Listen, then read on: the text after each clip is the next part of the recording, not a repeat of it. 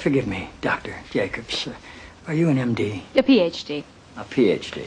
Yes, sir. In psychology? No, sir. Theology? No. Social work? I have a PhD in English literature. I'm asking because on your show people call in for advice and you go by the name Dr. Jacobs on your show, and I didn't know if maybe your listeners were confused by that and assumed you had advanced training in psychology, theology, or healthcare. I don't believe they are confused, no, sir. Good. I like your show. I like how you call homosexuality an abomination. I don't say homosexuality is an abomination, Mr. President. The Bible does. Yes, it does. Leviticus 18:22. chapter and verse. I wanted to ask you a couple of questions while I had you here. I'm interested in selling my youngest daughter into slavery, as sanctioned in Exodus 21:7.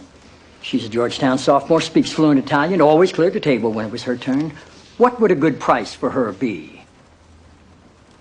While thinking about that, can I ask another? My chief of staff, Leo McGarry, insists on working on the Sabbath.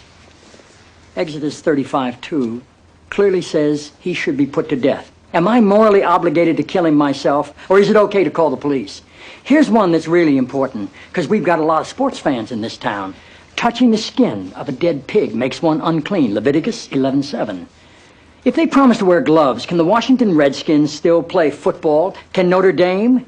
Can West Point? Does the whole town really have to be together to stone my brother John for planting different crops side by side? Can I burn my mother in a small family gathering for wearing garments made from two different threads? Think about those questions, would you? One last thing.